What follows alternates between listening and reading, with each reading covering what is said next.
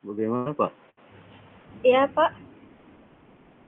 Ini udah jam 14, apakah bisa dimulai gitu sambil nunggu yang lain. Mungkin Iya. Pak dosennya juga sudah hadir. Langsung mulai saja Pak. Bu, silakan.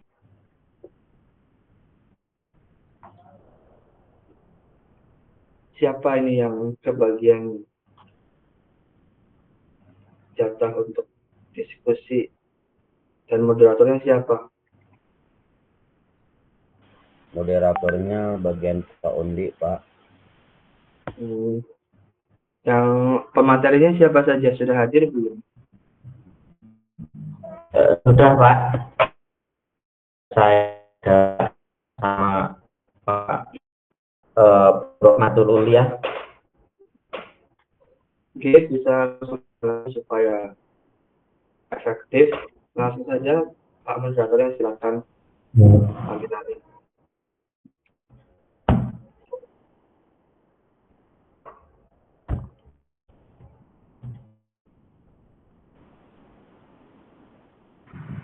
Baik, saya moderator ya. Iya, bagian Pak Undi. Silakan Pak Undi dimulai.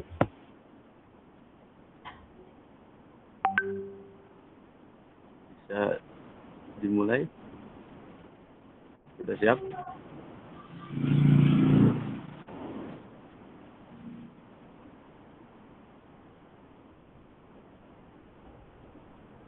Assalamualaikum warahmatullahi wabarakatuh. Waalaikumsalam Waalaikumsalam warahmatullahi wabarakatuh. Bismillahirrahmanirrahim. Alhamdulillahirabbil alamin wa bihi nasta'in wa ala umuri dunya waddin. Wassalatu wassalamu ala Muhammadin wa ala alihi washabihi ajma'in amma ba'du.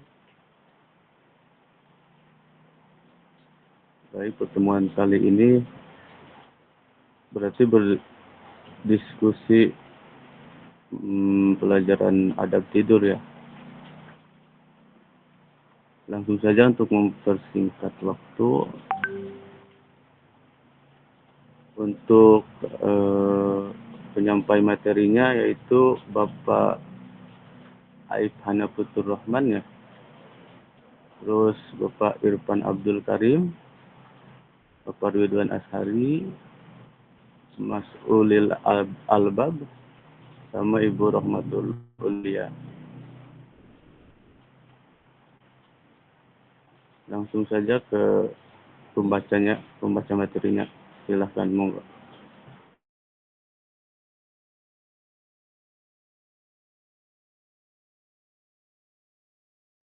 Ya.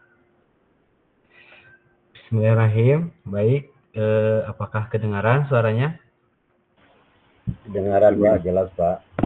Kedengaran Pak. Baik, bismillahirrahmanirrahim. Kami dari kelompok 2 insya Allah akan menerangkan atau membahas mengenai adab tidur, di mana kami yang beranggotakan 5 orang, yaitu Aib Hanifatur Rahman, saya, Pak Irfan, Pak Ridwan, Muhammad Ulil Albab, dan Ibu Rahmatul Ulia. Terus ditambah Pak Ondi sebagai moderator dan Bu Mualimah sebagai notulen. Untuk itu saya awali saja dengan presentasi dari kelompok kami. Bismillahirrahmanirrahim. Al-adabun naum, adab tidur.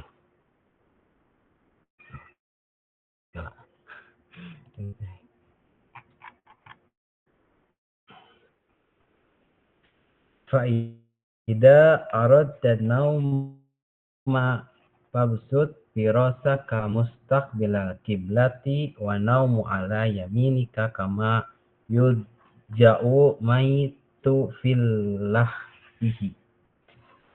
Jika engkau ingin tidur, hamparkanlah tempat tidurmu dengan menghadap kiblat. Lalu tidurlah di sisi kananmu seperti tidurnya mayit di liang kuburnya. Wa'lam annan nauma mislu mauti wal yaqaddata mislu ba'si wala'allahu ta'ala yakbidu ruhaka fil lailatika fakul mustad'ilu liliqaihi bi antana ma'ala taharatin wa takuna wasiyatuka maktubatuka tahta wisadatika dari kematian, dan terjaga adalah bagian dari bangkit. Bisa jadi Allah menggenggam ruhmu di malam itu, maka dari itu bersiap-siaplah untuk menghadapinya dengan tidur dan dalam keadaan suci, dan usahakanlah agar wasiatmu tertulis di bawah bantalmu. Watanama ta'iban anid dunubi mustaghfiron aziman ala alla ta'uda ila maghfiratin abadan wa zim ala khairi li jami'in nasi im ba'athallahu azza wa jalla. Engkau tidur seraya bertobat dan meminta ampunan dari semua dosa dan bertekad tidak akan berbuat maksiat lagi. Bertekadlah untuk berbuat baik kepada semua muslim jika Allah membangunkanmu. Wa tazakkaru annaka satuja'u fil qabri kadzalika wahidin faridan.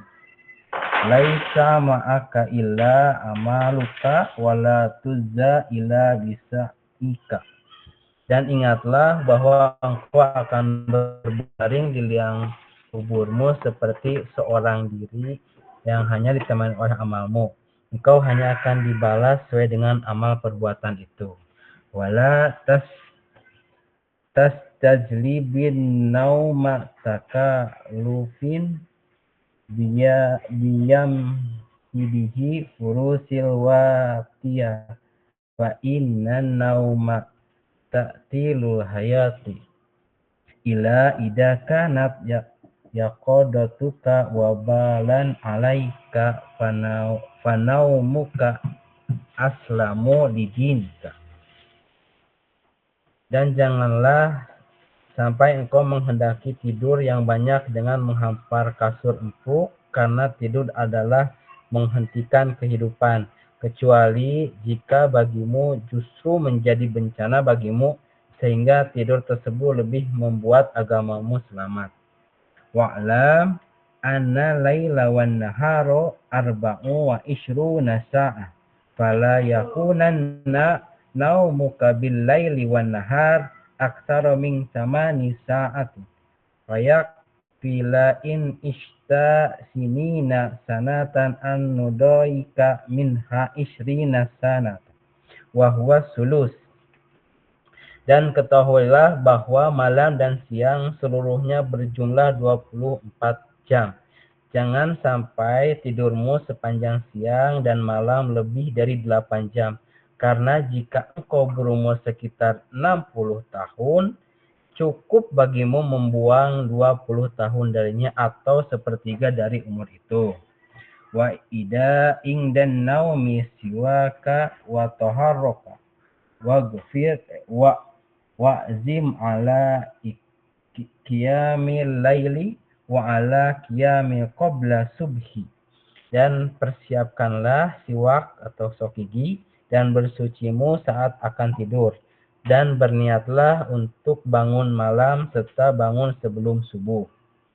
Faraq atani fi jawfil laili kanzu min kunuzil birri fastaksir minkuzika liyaumi kaurika fala yugni angka kunuzun dunya ida mita. 2 rakaat di tengah malam adalah salah satu harta dari harta kebaikan. Maka perbanyaklah kebaikan untuk hari kepakhiranmu, karena harta dunia tidak akan berguna bagimu saat engkau meninggal. Baik, itu mungkin dua pembahasan atau dua lembar dari saya. Untuk selanjutnya silahkan lanjut ke Pak Udil untuk melanjutkan presentasinya. Baik, bismillahirrahmanirrahim. Assalamualaikum warahmatullahi wabarakatuh. Waalaikumsalam. Waalaikumsalam warahmatullahi wabarakatuh. Saya di bagian doa dan zikir sebelum tidur. Bismillahirrahmanirrahim. Wa qul inda naumika, ketika kamu akan tidur maka ucapkanlah Bismika Rabbi wada'tu jambi, dengan menyebut namamu wahai Tuhanku aku letakkan lambungku. Wa bismika arfa'uhu faghfirli dhunubi, dan dengan namamu aku mengangkatnya maka ampunilah dosaku. Allahumma qini azabaka yauma tab'atsu ibadak. Ya Allah, jagalah aku dari siksamu di hari engkau bangkitkan hamba-hambamu. Allahumma bismika ahya wa amut.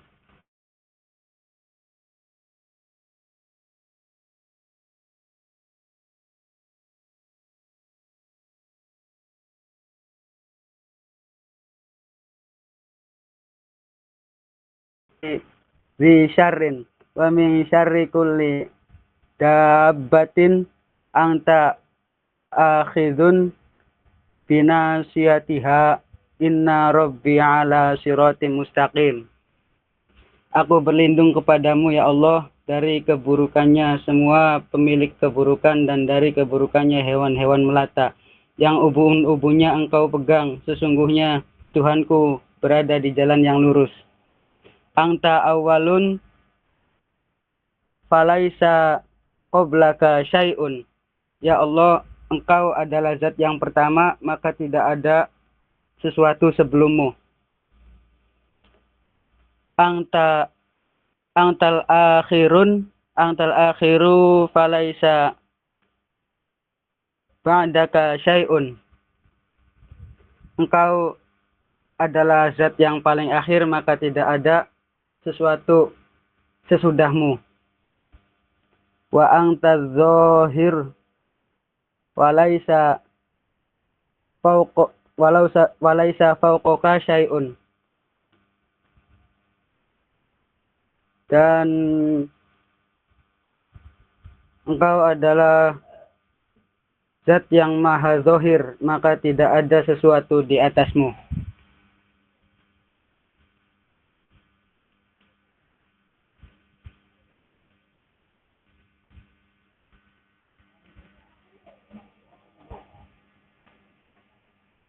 Masih dilanjut saya ini, Pak. Saya aja, Pak. Oh, iya. Terima kasih. Assalamualaikum warahmatullahi wabarakatuh.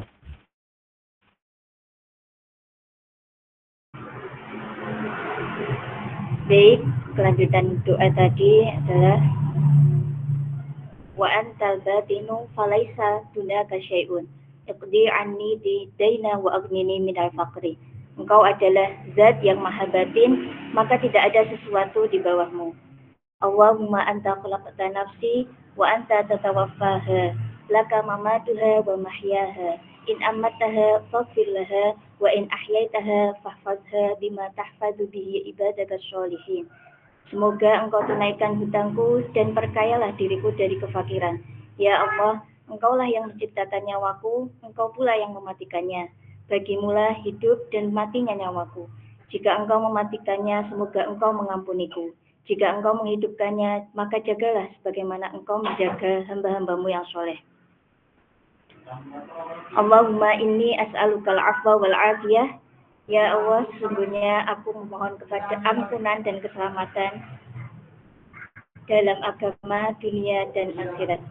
Allahumma aitibni fi ahaddi sa'ati ilaik. واستعملني بأحب الأعمال إليك فتقربني إليك زلفى وتبعدني من سخطك بعدا أسألك فتعطيني وأستغفرك فتغفر لي وأدعوك فتستجيب لي. Ya Allah, bangunkanlah aku di waktu yang paling Engkau sukai, dan jalankanlah diriku ini dengan amalan yang paling Engkau sukai, pula agar bisa mendekatkanku kepadamu dengan sedekat-dekatnya dan menjauhkanku dari murkamu sejauh-jauhnya. Aku meminta kepadamu, maka Engkau memberinya. Aku memohon ampun kepadamu, maka Engkau mengampuniku. Dan aku berdoa kepadamu, maka Engkau mengijabahinya. Tumakra ayat al-kursiyah wa amana rasul ila akhir surah wal ikhlas wal mu'awwidzatain wa surat tabarak al-mulk. Kemudian bacalah ayat al-kursi, ayat kursi dan amanah rasul atau Quran surat al-baqarah ayat 285 sampai akhir surat. Lalu surat al-ikhlas, surat al-falaq, surat an-nas dan surat al-mulk. Wal ya'khudkan naum wa anta ala dzikrillah ta'ala wa ala taharah. Usahakan engkau tidur dalam keadaan berzikir pada Allah Ta'ala dan dalam keadaan suci. Baik, selanjutnya. Assalamualaikum warahmatullahi wabarakatuh. Kali ini saya akan menerangkan adab-adab setelah bangun tidur. Sebelumnya melanjutkan ibarat famang fa'ala dzalika urija bi ruhihi ilal arsy wa kutiba musalliyan hatta yastaiqidu. Barang siapa yang melakukan bersuci dan membaca wirid-wirid tadi sebelum tidur, maka ketika tidur ruhnya akan naik ke arsy dan dia akan dicatat sebagai orang yang sholat sampai dia bangun. Dalam kitab Syarah Bidayatul Hidayah karya Imam Nawawi Al-Bantani, salah satu tokoh ulama Nusantara yang sangat dikenal di negeri Hijaz, di kitabnya beliau menerangkan, seorang kalau sebelum tidur itu menyucikan dirinya, baik bersuci secara zahir maupun batin. Secara zahir maksudnya berwudu, secara batin yaitu mensucikan hatinya dari sifat-sifat tercela, maka ketika dia mimpinya itu adalah mimpi yang benar. Mimpi yang bisa diambil manfaat dan pelajaran.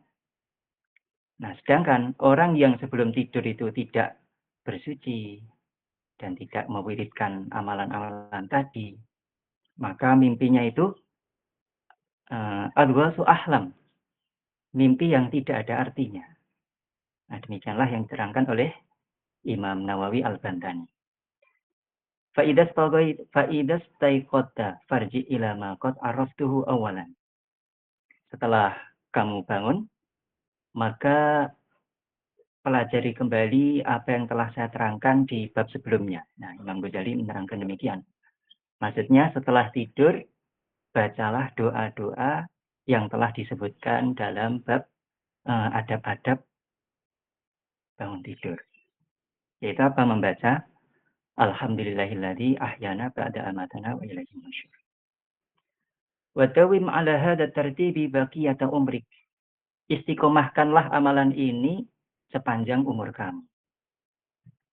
Jadi kita diperintahkan untuk mengistiqomahkan amalan-amalan ketika mau tidur maupun setelah tidur. Fa in syaqqa 'alaikal mudawamatu fasbir 'ala sabril marid 'ala mararati dawa intidaran lisyifa.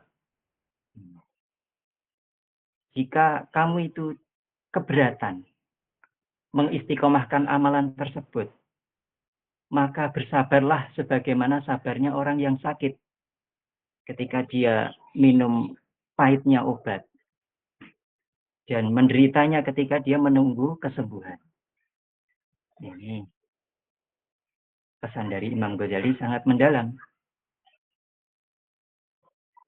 Kalau kita tidak bisa menjaga adab-adab sebelum tidur, setelah tidur, maka kita dinasihati, sabarlah sebagaimana orang yang sakit. Nah, ini menunjukkan amalan-amalan sebelum tidur maupun sesudahnya itu berdampak pada kehidupan kita. Kalau kita tidak menjaga adab-adab ini, maka hidup kita akan jadi suram. Tidak mendapat pertolongan Allah. Tidak tahu arah, mau kemana. Sebagaimana orang sakit itu menderita pahitnya minum obat. Begitu juga orang yang tidak mengamalkan ini, maka hidupnya jadi pahit. Merana, dan sebagainya. Bagaimana orang yang sakit itu menderita menunggu kesembuhannya. Begitu juga orang yang tidak mengamalkan amalan ini. Dia akan kesusahan dalam menjalani kehidupannya. Menunggu, kelonggaran hati tidak kunjung-kunjung datang. Karena kehidupannya selalu sempit setiap harinya.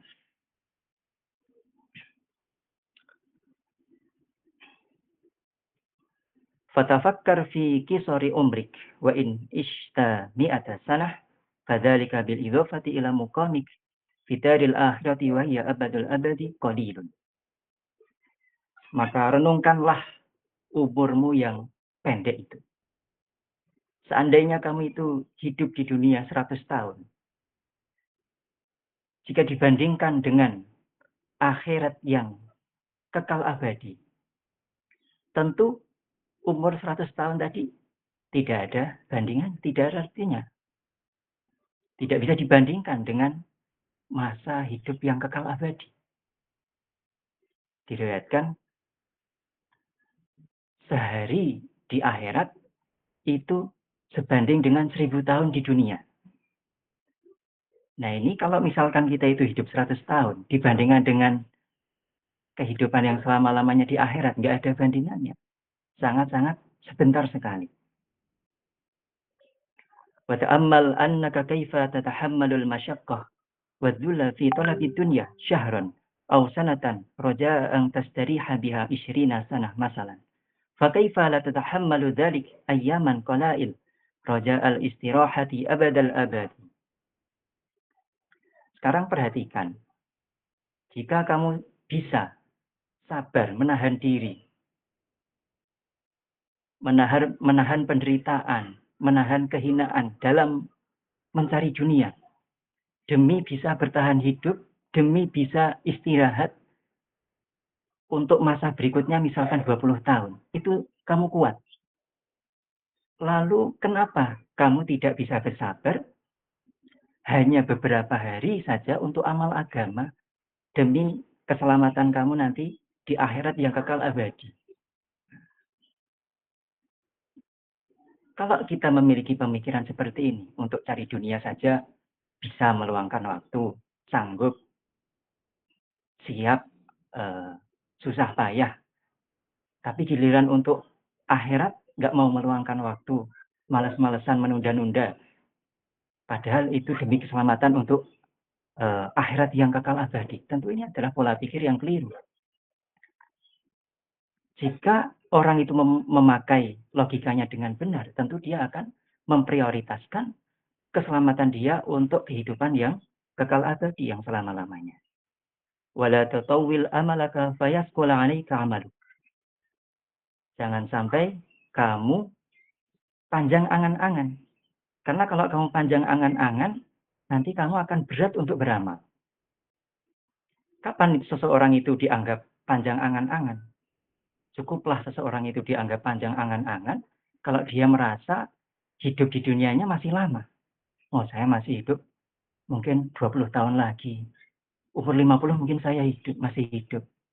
Nah, kalau orang memiliki rasa seperti ini, dia masih bertahan lama di dunia. Apakah apa akibatnya? Dia akan malas untuk amal, menunda-nunda amal. Misalkan dia mau punya target baca Quran setiap hari 1 juz. Nah, maka ketika mau mulai, ada rasa. Orang besok masih ada waktu, kok. Besok aja lah bacanya. Dan sudah datang besok, ditunda lagi, dan seterusnya. Itulah kalau orang itu panjang angan-angan.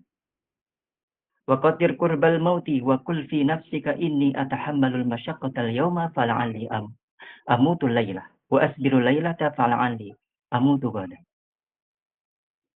Katakanlah pada dirimu, Hari ini saya harus sanggup sabar amal agama.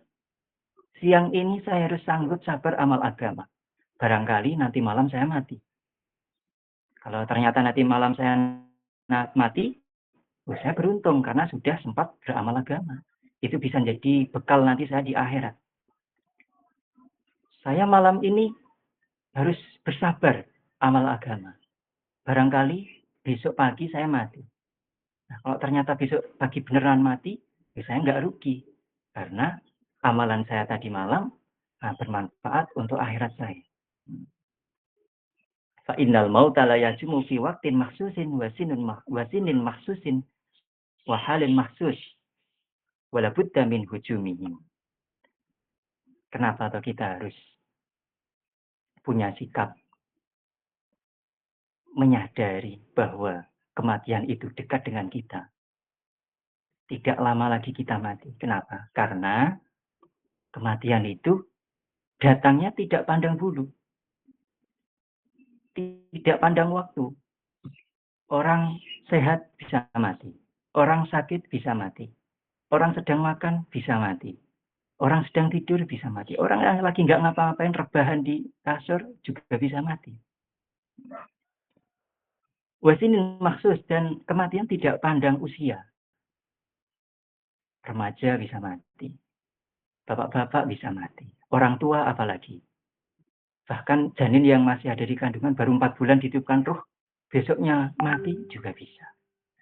Jadi kematian itu kapan saja bisa datang. Kapan saja bisa menghampiri kita. Malaikat Israel itu setiap hari menjenguk kita. Nah, maka sikap yang benar, yang ideal bagi kita sebagai makhluk hidup manusia adalah menyadari bahwa detik berikutnya kita bisa mati. Tidak perlu menunggu tahun depan, tidak perlu menunggu bulan depan, tidak perlu menunggu besok, tidak perlu menunggu 1 jam kemudian. Detik berikutnya kita pantas untuk mati. Maka dari itu kita harus selalu mempersiapkan diri menyambut kematian ini. Kalau kita sadar sebentar lagi akan mati, maka kita akan semangat beramal. Cukup sekian dari saya. Terima kasih atas perhatiannya. Bisa dilanjutkan oleh Pak Irfan. Bismillahirrahmanirrahim. Lanjutkan dari apa yang disampaikan oleh Pak Ridwan. Fal istidatu lahu aula minal istidati lidunya.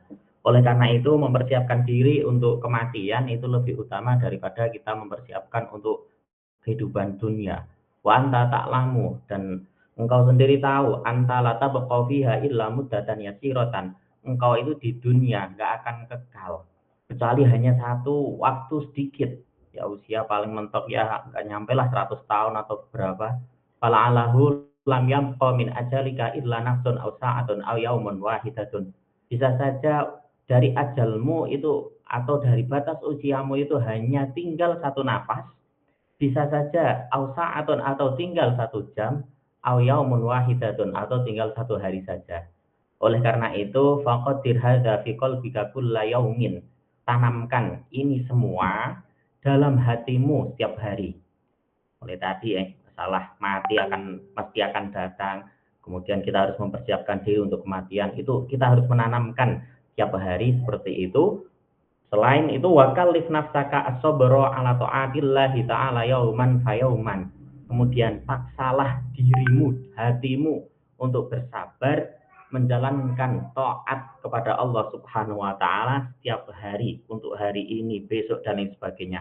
Fa innaka law qadarta al-baqa'a khamsina sanatan wa alzamtaha sabra ala ta'atillahi ta'ala nafarat wasta'abat 'alaika. Andaikan engkau nanti kok mengira-ngirakan, memperkirakan usiamu itu 50 tahun. Kemudian engkau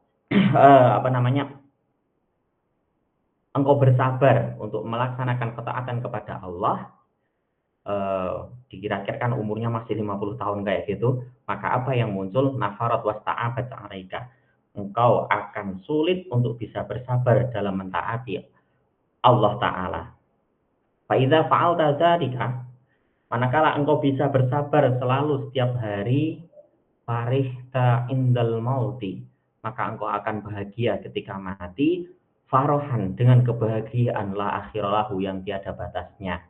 Wa in tawafta wa tasahalta, dan apabila engkau menunda-nunda dan juga mempermudah, jaa al mautu fi waqtin la tahtahisuhu, kematian akan mendatangimu dalam waktu yang tidak engkau sadari, wa tahassarta tahassuran la akhiralahu, dan engkau akan rugi dengan rugi yang tidak ada akhirnya.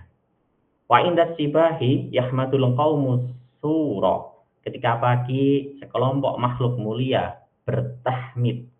Wa indal mauti ya'tika al khabarul yaqin, dan ketika mati datang berita yang benar kepada kamu, yaitu firman Allah, wala ta'lamunna naba'ahu ba'dahin, setelah beberapa waktu engkau akan mengetahui kebenaran berita Al-Qur'an tersebut. Fa'in qad arsyadnaka ila tartibil aulad, jika sebelumnya kami sudah menunjukkan, maksudnya Imam Ghazali, urutan wirid kepada kamu, fal nadkur, maka kami akan sebutkan di sini kaifiyat sholati, tata cara sholat, wasyami puasa, wa adabahuma, kemudian adab-adab sholat, adab puasa, wa adabal imamah, kemudian adab menjadi imam, wal qudwati, adab menjadi makmum, wal jum'ati, dan adab pelaksanaan sholat Jumat. Ya, sekian dari kami, kurang lebihnya mohon maaf. Silakan kita bisa lanjut ke tema berikutnya, yaitu kita diskusi bersama-sama. Waktu dan tempat saya kembalikan ke moderator. Baik, terima kasih Bapak Ibu yang sudah menjelaskan materinya. Sangat jelas sekali ya Bapak Ibu. Baik, untuk lanjut ke sesi berikutnya, yaitu sesi tanya jawab. Di sini kami akan memberi 3 penanya. Monggo silakan. Yang pertama, saya yang pilih ya. Untuk penanya yang pertama itu Pak Dasep. Monggo Pak Dasep. Ya, baik. Terima kasih untuk moderator dan Bapak Ibu pemateri yang sangat jelas sekali menyampaikan materi tersebut. Bapak dosen yang saya hormati,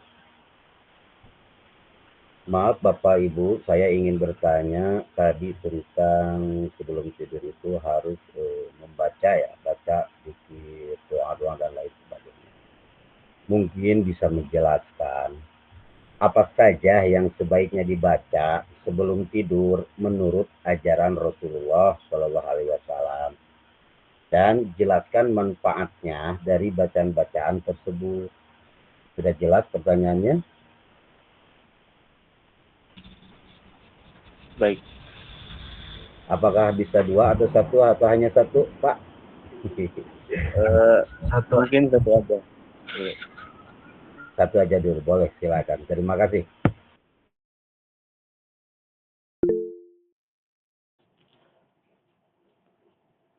Baik, untuk penjawab silakan ke Bapak Ridwan mungkin. Bismillahirrahmanirrahim. Menjawab pertanyaan dari Bapak Dasep, pertanyaan yang cukup bagus, menanyakan apa saja bacaan yang dibaca sebelum tidur sesuai arahan dari Rasulullah, dan apa fadilahnya ya, manfaatnya. Baik. Yang pertama,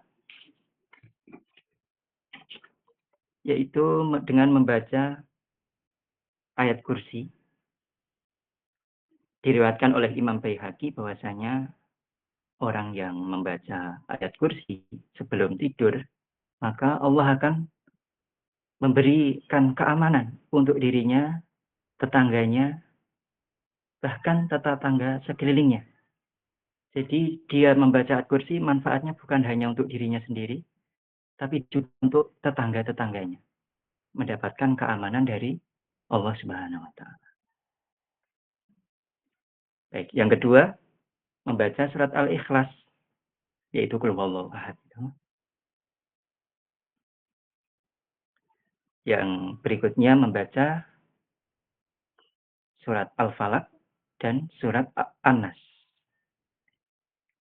Ulama mengajarkan, di sini diterangkan dalam kitab Syarah Bidayatul Hidayah, ketika sudah membaca surat-surat tadi, ditiupkan ke tangan, kedua tangan, kemudian diusapkan ke seluruh tubuh. Ya, di antara faedahnya adalah supaya bacaan kita itu berkahnya meluber ke anggota tubuh kita yang lain. Selanjutnya juga bisa dibaca dengan tabarakal surat Al-Mulk. Ini diriwayatkan oleh Nabi juga. Nabi menganjurkan seseorang agar membaca surat Al-Mulk. Di antara fadilahnya adalah barang siapa membaca surat Al-Mulk sebelum tidur, maka dia akan terbebas dari siksa neraka nanti ketika di alam barzah. Selanjutnya, yang membaca doa sebelum tidur itu, Bismika Allahumma ahya wa bismika amin. Ya, sekian dari saya.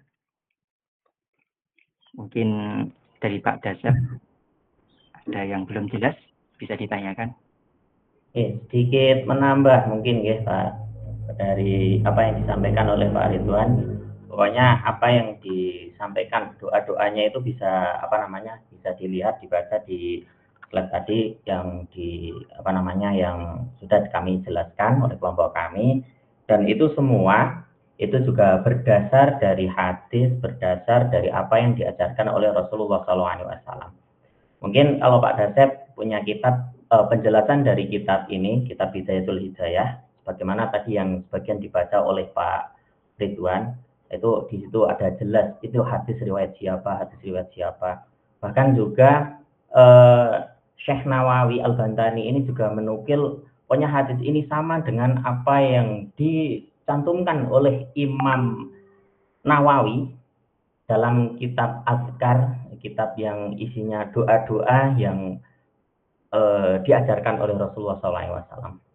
Nah, jadi kita sudah yakinlah pokoknya berdoa dengan apa yang diajarkan oleh Imam Al-Ghazali dalam kitab Bidayatul Hidayah ini sudah sesuai dengan apa yang diajarkan oleh Rasulullah SAW. Semoga gitu. Dengan termasuk termasuk sebelum tidur itu ada perintah, seolah-olah perintah atau keterangan. Sebelum tidur itu membaca surat Al-Ikhlas 3 kali, kemudian istighfar 3 kali, kemudian sholawat 3 kali, kemudian membaca la ilaha illa anta subhanaka inni kuntu minadz dzalimin. Apakah itu juga termasuk atau bagaimana?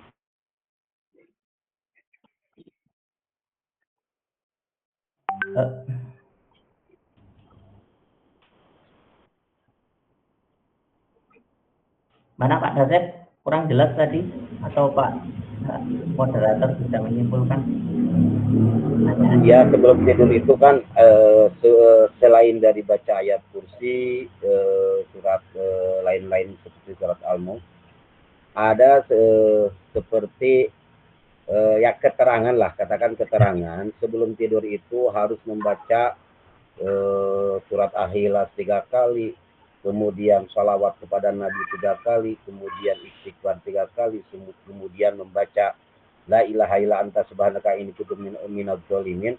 Apakah memang benar itu ada hadis atau keterangannya gitu maksudnya itu ya Pak. Maaf menambah sedikit.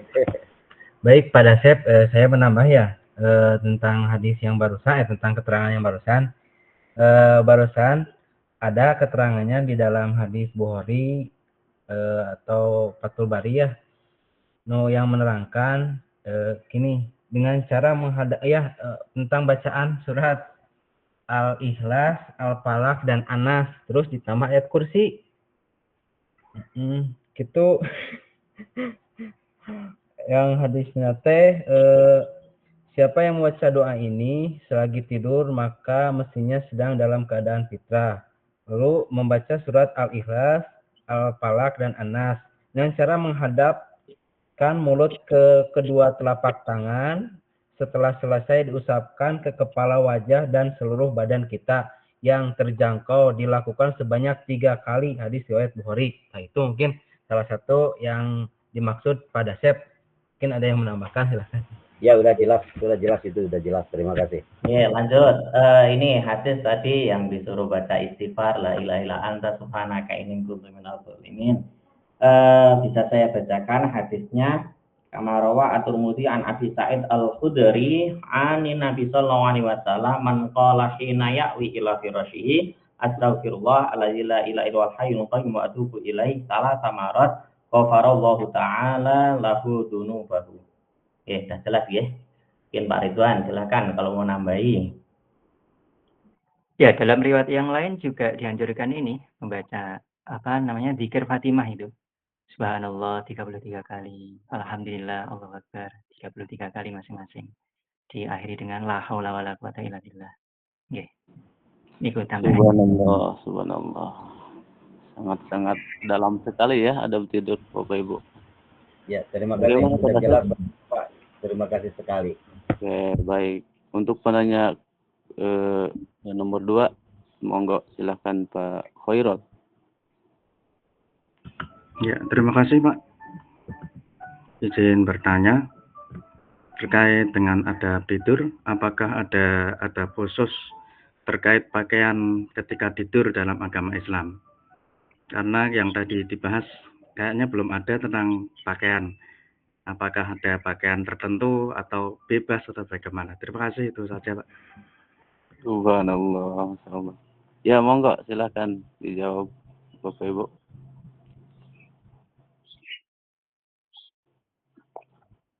Bismillahirrahmanirrahim, izin menjawab. Di dalam tidur, untuk pakaian, itu tidak ada ketentuan khusus harus memakai pakaian yang modelnya kayak gimana, apakah harus gamis juga, tidak. Tapi yang terpenting, poin terpentingnya adalah pakaian tersebut menutup aurat. Karena tidur dalam keadaan telanjang atau membuka aurat itu hukumnya adalah makruh. Ya, tidak disukai dalam agama. Makruh itu kalau dikerjakan tidak dosa, tapi kalau ditinggalkan itu berpahala. Jadi misalkan kalau tidur tidak telanjang bulat dan tetap menjaga aurat. Demikian jawabannya. Jadi masalah baju bebas ya Pak. Sedikit menambah yang perlu diketahui masalah aurat ya. Ya auratnya ketika kita tidur, yang jelas kalau kita tidur ya lihat-lihat dulu nanti tidurnya sama siapa gitu. Kalau kita tidurnya sama istri kan juga auratnya sudah beda gitu. Kita tidurnya sendiri juga auratnya beda. Kita tidur dengan misalkan kayak tidur di tempat umum juga auratnya beda gitu. Bagaimana Pak? Ya, cukup mungkin, terima kasih. Terima kasih Pak. Oke, baik. Sesi pertanyaan berikutnya Mas Budi ya. Mas Budi silakan. Baik, terima kasih. Jelas suara saya? Jelas ya, Pak Andi? Simpel saja pertanyaan saya ini. Tidak ribet. Di slide kedua, mungkin bisa nanti pemateri lihat slide 2. Di sini di poin wanam ala yaminika, tidurlah di atas sisi kananmu ya. Nah, yang saya tanyakan di sini, domirka itu kan jenis laki-laki ya.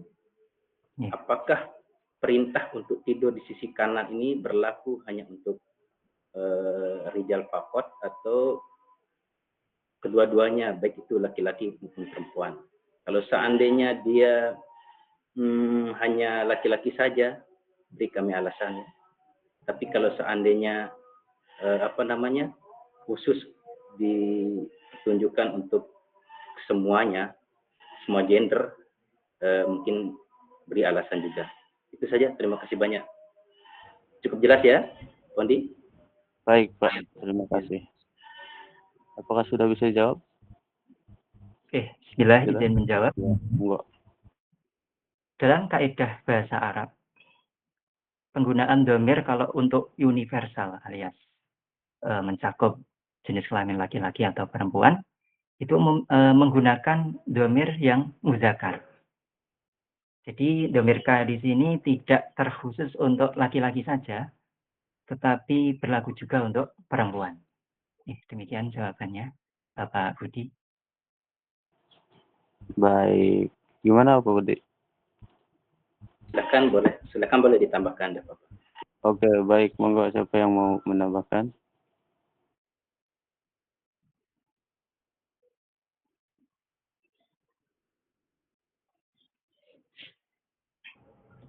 Ya, mungkin bisa jadi tambahan sama dengan apa yang disampaikan oleh Pak Ridwan tersebut. Juga gini, kalau kita lihat kadang di ayat-ayat Al-Quran, itu kan misalkan kewajiban puasa itu, ya ayyuhalladzina amanu kutiba alaikumusiyam, itu yang kalau kita lihat dari sisi domirnya, di situ merujuk kepada muzakkar, jamak muzakkar, tapi yang kewajiban puasa semua kan, semua orang Islam, nggak mengecualikan itu laki-laki atau perempuan, ya semuanya wajib puasa. Jadi domir ka di sini ya jadi pokoknya umum, entah laki-laki perempuan ya, yang dapat khitab dari Al-Imam Abu Hamid Al-Ghazali gitu.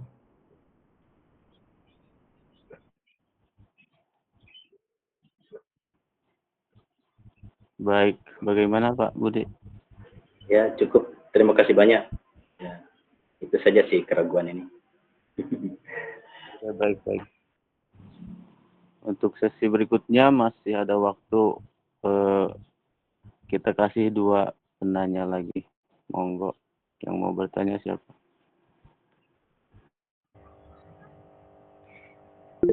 Assalamualaikum warahmatullahi wabarakatuh. Waalaikumsalam warahmatullahi wabarakatuh.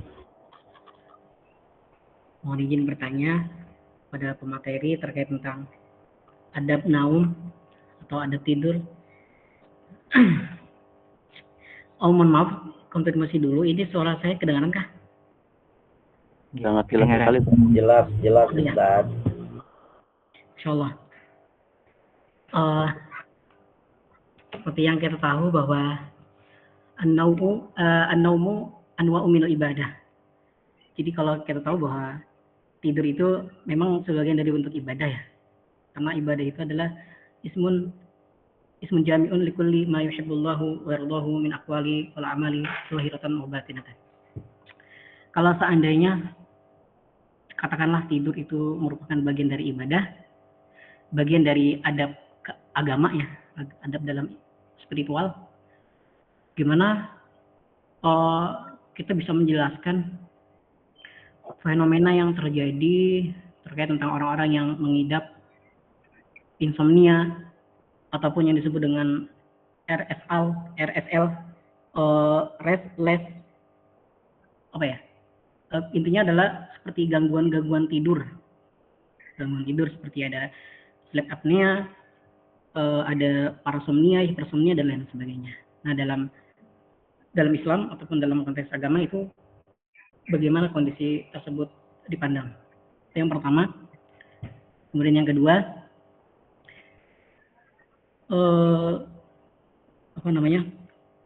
yang kedua ini,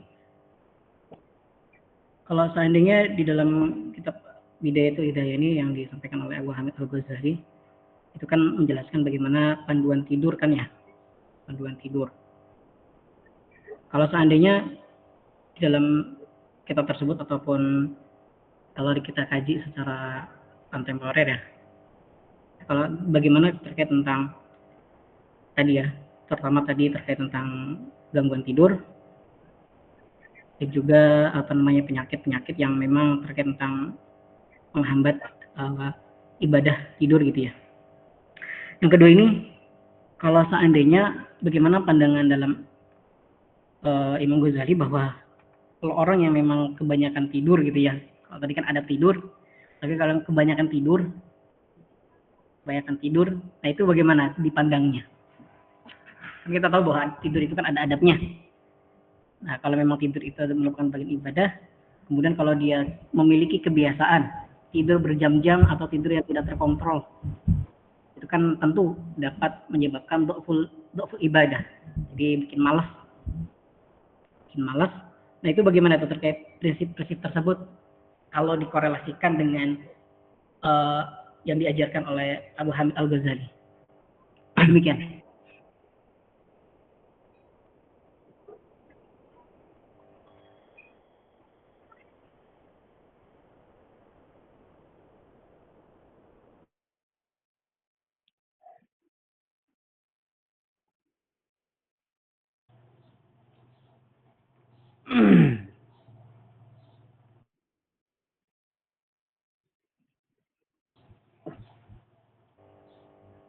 Monggo siapa yang bisa menjawab? Bismillahirrahmanirrahim. Izin menjawab pertanyaan dari Ustadz Saim. Sebenarnya tidur itu adalah perbuatan tabiatnya seorang manusia. Tidur itu bisa bernilai ibadah kalau satu, dilakukan sesuai tuntutan dari Rasulullah SAW, melakukan adab-adabnya. Yang kedua, tidur itu menyelamatkan dia dari melakukan maksiat. Sehingga kalau dikaitkan dengan orang-orang yang mengalami masalah gangguan tidur, bukan berarti mereka terkena tuntutan untuk melakukan ibadah tidur yang semestinya umumnya manusia melaksanakan, misalkan tidurnya 8 jam. Tidak. Jadi tidur itu bernilai ibadah kalau yang pertama, tidurnya dilakukan sesuai arahan Nabi dengan adab-adabnya. Yang kedua, tidur itu menyelamatkan dia dari ibadah. Menyelamatkan dia dari maksiat. Untuk pertanyaan yang kedua mengenai apa pandangan Imam Ghazali terhadap orang yang banyak tidur. Mungkin dengan dalih, tidur kan ibadah, berarti saya banyak tidur saja. Nah, pandangannya, memang tidur itu bisa bernilai ibadah dengan ketentuan tadi. Sesuai arahan Nabi, dan tidur menyebabkan dia terhalang dari melakukan maksiat. Kalau dilakukan berlebihan, justru tidur ini hukumnya makruh. Dalam kitab-kitab fikih dijelaskan, orang yang banyak tidur, misalkan di bulan Ramadan banyak tidur, itu hukumnya adalah makruh. Karena dia dianggap menyia-nyiakan waktu yang semestinya waktu itu bisa digunakan untuk amal-amal kebaikan yang lain, yang faedahnya itu jauh lebih besar daripada sekedar tidur. Mungkin itu jawaban dari saya. Bisa ditambahi oleh rekan yang lain. Baik, bagaimana Pak Saim? Baik, sedikit menambahkan ya Pak Saim. Ya. Tadi bagaimana mengenai gangguan tidur ya. Kalau tidur itu kan nikmatnya Pak Saim ya. Nikmat Allah itu salah satu nikmat Allah. Dan bagi seorang manusia itu fitrah. Disebutkan juga dalam Quran surat Ar-Rum ayat 23, dan di antara tanda-tanda kekuasaannya ialah tidurmu di waktu malam dan siang hari, dan usahakan mencari sebagian dari karunia. Tidur dipandang sebagai ibadah jika diniatkan untuk memperkuat tubuh demi ketaatan. Namun tidur berlebihan atau gangguan tidur juga bisa menjadi pertanda ketidakseimbangan fisik dan rohani. Berarti ada kemungkinan gangguan dengan dirinya gitu. Dan tidak menikmati tidurnya. Terus yang tadi tentang menurut Imam Ghazali ya. Kalau menurut saya beliau membagi tidur itu menjadi 3 kategori. Yang pertama, tidur yang menjadi wajib karena tubuh memerlukan untuk menjaga kesehatan. Yang kedua, tidur yang mubah, yaitu tidur tidak membawa manfaat ya untuk malah merugikan. Yang ketiga, tidur yang tercela, yaitu tidur yang berlebihan hingga membuat lalai dari kewajiban agama. Ya, mungkin itu ya tambahan dari saya, mungkin membantu atau gitulah. Silakan untuk yang teman lainnya. Boleh tambahkan sedikit? Ya, sok, monggo. Monggo Pak Jamal. Sedikit ya. Pandangan fikih itu ada namanya wajib, ada namanya haram.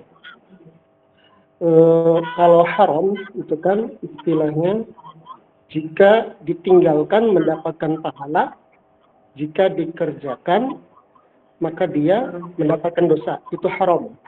Maka tidur merupakan salah satu ibadah. Ibadah apa? Yaitu ibadah meninggalkan hal-hal yang diharamkan. Jadi sebenarnya makanya ini Rahman dan Rahimnya Allah Subhanahu wa taala. Ketika kita detik ini saja tidak melakukan misal tidak meminum khamr, maka detik ini kita telah beramal soleh, yaitu tidak yaitu tadi tidak melaksanakan sesuatu yang haram. Nah, maka tidur adalah salah satu dianggap ibadah, yaitu tadi dengan dalil dia tidak melaksanakan sesuatu yang haram, gitu. Itu Allah alam. Sedikit tambah. Ya, mungkin sedikit tambahkan. Kalau kita bicara masalah tidur, itu sebenarnya hukum asal tidur itu kan mubah-mubah saja, ya kan. Ya kalau kita bicara hukum asal ya, kalau kita terapkan dengan cara apa yang telah dijelaskan dalam kitab Hidayatul Hidayah, nanti tidurnya jadi tidur sunnah, atau mungkin nanti tadi seperti yang dikatakan Pak Aib, ada juga tidur wajib gitu ya, ada tidur haram, tapi yang jelas hukum asal dari tidur sendiri itu ya yang mudah. Kemudian untuk gangguan-gangguan tidur itu kalau menurut saya itu bisa kita kategorikan itu mungkin adalah sebagai penyakit yang mungkin perlu kita sembuhkan, bisa konsultasi kepada ahlinya, atau mungkin kalau ada yang bisa ruqyah gitu ya, bisa diruqyah gitu agar gangguan-gangguan tersebut itu bisa hilang. Tuh. Terima kasih. Baik. Bagaimana Pak? Bayan Mumtaz. Baik. Oke, untuk satu pertanyaan lagi ya, masih ada waktu. Silakan.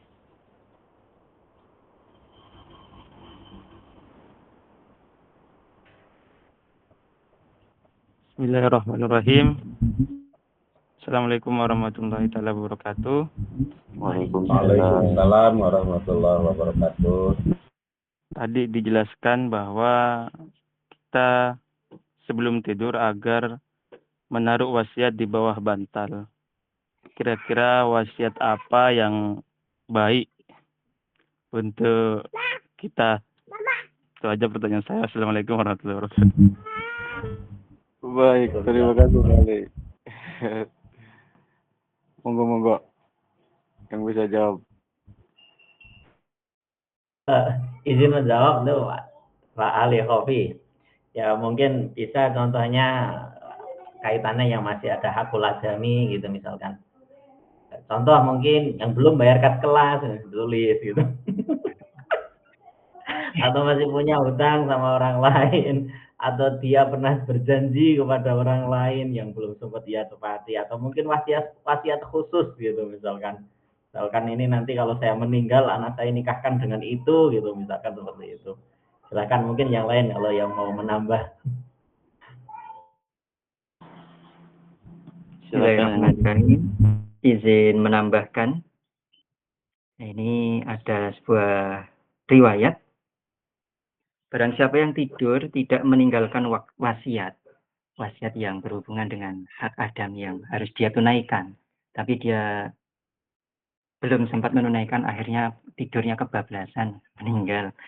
Nah, dia tidak sempat berwasiat. Ini ada riwayat yang mengatakan, maka ketika di alam barzah nanti, dia tidak dikunjungi oleh ruh-ruh saudara Islam yang lain. Sebagian berkata kepada yang lain, adakah ini mayat yang miskin ini? Terus yang lain jawab, dia mati tidak meninggalkan wasiat. Nah, ini dinukilkan oleh Imam Ibnu Salah. Demikian tambahannya. Jadi sebelum tidur kita perlu berwasiat, terutama kalau kita punya tanggungan-tanggungan yang wajib kepada sesama. Itu perlu diwasiatkan agar nanti yang masih hidup bisa menunaikan wasiat tersebut.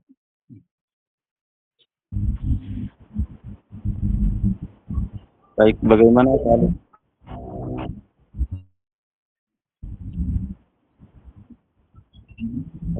Terima kasih.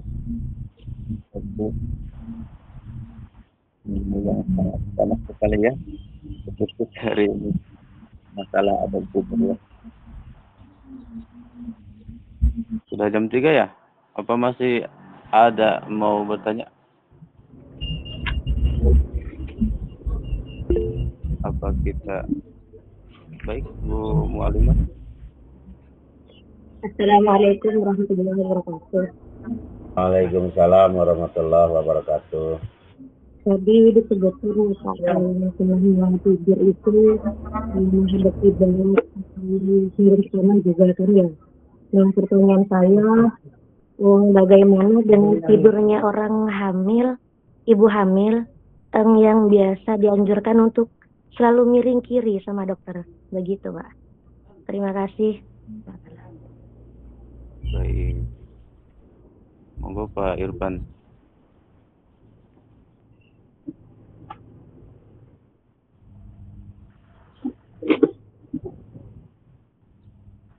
Pertanyaannya itu bagaimana tidurnya ibu hamil gitu ya? Iya Pak. Iya. Bisa dijawab Pak Irfan? Ya, apa? Mantra. Apa sih? Waktu meningkat dikit, ini semangat haji hari gak bisa apa meningkat Bol, dijawab-jawab. Haji itu siapa? Mesti sakon. Untuk tidurnya orang hamil, kalau menurut saya ya, karena di kitab ini tadi nggak disinggung, ya kalau kita sebagai orang yang nggak tahu apa-apa tentang kesehatan janin, ya udah kita ikut aja apa yang dianjurkan oleh dokter kandungan. Berarti miringnya miring kiri gitu ya. Tapi masalah itu nanti dapat sunnah, dapat pahala apa enggak, nah itu biar dijawab sama Pak Ridwan. Bismillahirrahmanirrahim. Izin menambahkan di sini kitabnya Imam Nawawi Al-Bantani, beliau mengatakan kalau menurut ahli kesehatan, dokter, itu tidur miring kiri memang ada manfaat tersendiri. Nah, sedangkan untuk ibu hamil itu memang direkomendasikan oleh tim medis supaya tidur miring kiri. Nah, ini ada solusinya. Beliau menyampaikan solusinya. Solusinya awalnya tidur miring kanan dulu sebentar, habis itu ganti posisi tidur miring ke kiri. Sehingga sudah dapat fadilah miring kanannya. Walaupun sebentar.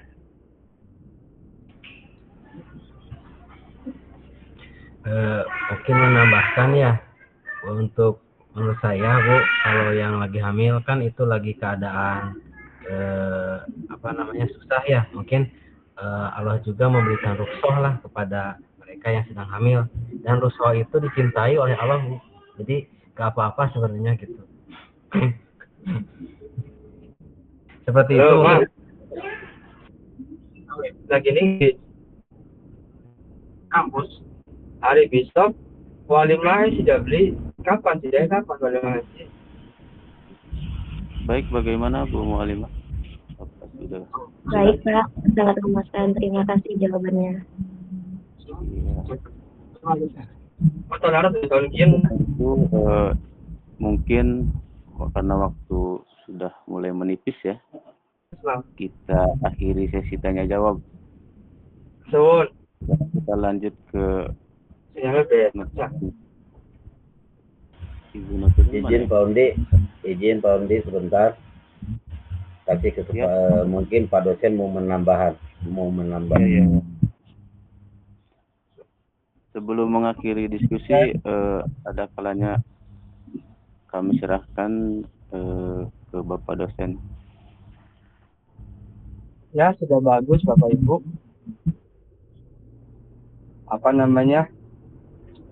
Tadi penjelasan dari berbagai mahasiswa atau Bapak Ibu yang intinya penekanan bahwa perkara yang mubah sekalipun di dalam agama Islam itu terdapat etikanya. Tadi kan dikatakan oleh salah satu materi bahwa pada dasarnya tidur itu sifatnya atau hukumnya mubah secara fikih ya, kita bilang secara fikih. Alam kita bicara hukum. Maka terus juga tadi kemudian disebutkan bahwa ada beberapa jenis tidur dan segala macam yang wajib, yang sunnah, bahkan yang haram. Maka pada intinya bahwa etika tidur ini menekankan kita beberapa hal. Pertama, bahwa Islam itu sangat mengatur segala hal yang berkaitan dengan kepentingan tubuh manusia. Yang ketika kepentingan tubuh manusia itu terpenuhi, nanti kepentingan hatinya juga masalah hati juga baik. Dan juga sebaliknya, bahwa ketika hati manusia baik juga nanti tubuhnya baik. Yang kedua, etika tidur ini memberikan kita pesan bahwa tidur itu bukan tujuan, tapi sebuah sarana untuk melakukan atau ibadah kepada Allah dan melakukan hal-hal baik sebelum tidur maupun nantinya sesudah tidur. Jadi tidur itu bukan tujuan. Apa cirinya tidur itu tujuan? Ya tadi di kitab ini kan dijelaskan bahwa kita tidak boleh tidur terlalu enak dalam artian bermewah-mewahan. Itu menandakan bahwa tidur itu adalah satu sarana bagi seseorang untuk mempersiapkan kebaikan setelah tidur juga sebelum tidurnya. Kemudian yang selanjutnya, bahwa tidur itu kan dikatakan aktivitas yang berisi menonaktifkan hidup manusia. Tidur itu separuh mati. Dan kita dalam hadis juga tahu bahwa kafa bil mauti wa'izatun, bahwa tidur itu kematian itu nasihat yang baik. Maka kalau kita pengen ingat mati, salah satunya ya tadi mengangan-angani substansi daripada tidur yang memang adalah separuh kematian. Jadi kadang-kadang kita lupa mati, Bapak Ibu ya. Kapan sih kita ingat mati gitu? Ya mungkin susah sekali sampai menunggu ada orang mati, atau bahkan kita sendiri jadi orang yang ditinggal kematian orang terdekat kita, itu pun belum tentu ingat mati. Kadang-kadang kan, padahal kematian adalah pesan atau nasihat yang baik gitu. Nah makanya ketika kita ingin merenungi kematian, paling sederhana adalah merenungi bagaimana kita tidur, bahwa ketika kita tidur itu kita itu sedang ditahan oleh Allah untuk kemudian diberikan lagi ketika bangun tidur. Itu pun kalau bangun kan, makanya doa itu Bismillahirrahmanirrahim ya wa amut, dengan berbagai redaksi baik pendek maupun panjangnya, kira-kira begitu. Intinya bahwa Islam itu menyeimbangkan antara kebaikan rohani dan juga kebaikan jasmani. Begitu Bapak Ibu. Sekian. Assalamualaikum warahmatullahi wabarakatuh. Waalaikumsalam warahmatullahi wabarakatuh. Terima kasih Bapak dosen. Bapak dosen. Baik Bapak Ibu, mungkin itu ya begitunya untuk notulennya Ibu Asrota.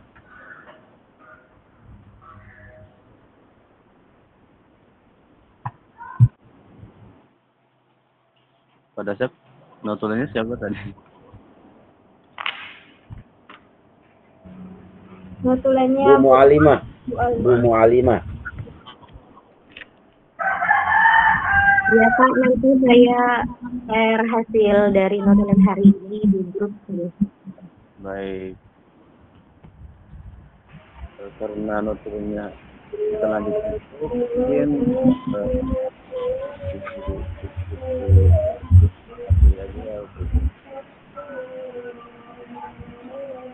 terima kasih.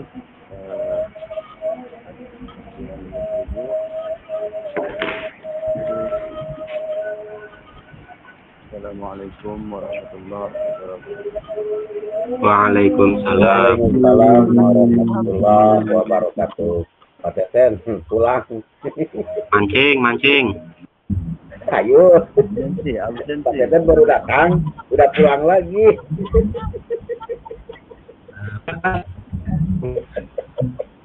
Mama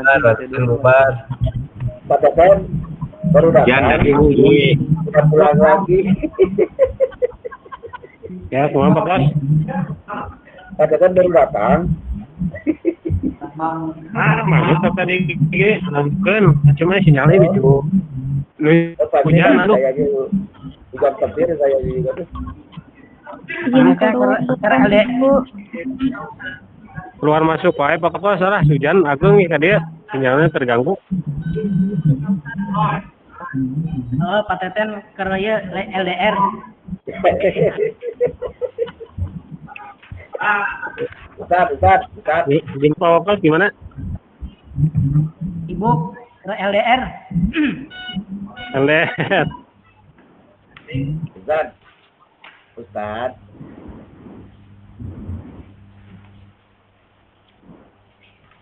Kumaha? Udah pada selesai belum puas? Nulis. Baru 15 lembar. Ya rapi acan euy. Keriting. Eol. Iraha uang buku teh aja teh.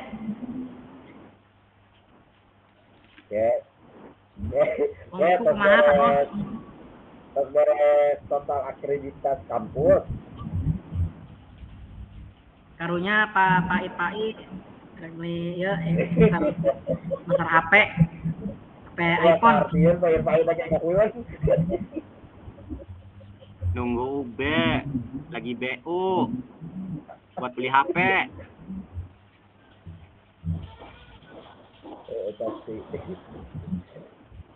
Nantilah. Kabar mah, minggu ayeuna sebelum lebaran kabar mah. Tapi Amin. Cuman semester 6 dulu.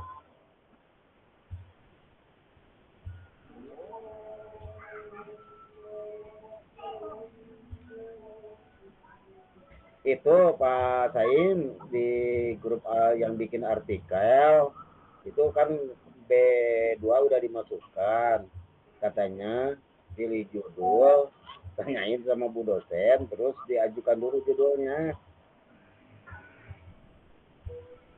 Apa gimana? Resep judul ulang? Ini untuk pembuatan artikel kan itu sudah kelas B2 udah dimasukin tadi, anggotanya sudah beberapa orang, kalau nggak salah itu 5 orang. Kemudian kan ke itu apa mengajukan judulnya dulu, ajukan dulu judulnya ke ibu dosen, kemudian nanti disetujui atau tidak. Nah, baru bikin artikel. Kalaupun tidak disetujui judul tersebut, mungkin harus mencari lagi yang lain, katanya seperti itu. Nanti saya kirim WA-nya. Mohon, siap. Siap. Tapi judulnya ini per kelas itu B1 lain judulnya, B2 itu beda judulnya. Ya, kalau bikin artikel itu masing-masing, judulnya lain-lain, beda-beda, tiap satu orang individu. Cuman mencakup dari keseluruhan. Pada saat artikelnya itu kolaborasi atau sorangan? Ya individu, ya masing-masing. Oh, per kelas berarti kolaborasi gitu? Ya, enggak, itu sama Pak Budi sama Pak Ustadz Saim itu beda gitu, jadi enggak kolaborasi. Oh gitu ya. Cuman kata Bu dosen itu kemarin apa ya, lupa lagi. Oh ya, cuman itu judul itu harus mencakup semua dari RPS, materi dari RPS. Oh, apal mohon. Ya kan 14 materi itu harus mencakup dari keseluruhannya, berarti diambil rangkumannya gitu. Ya apal. Jadi nggak keluar jauh dari materi RPS apa ya? Ya itu tujuannya itu. Kemarin begitu bilangnya. Kalau di kelas B2 itu sering nanya sama Bu dosen, tapi sering nggak dijawab.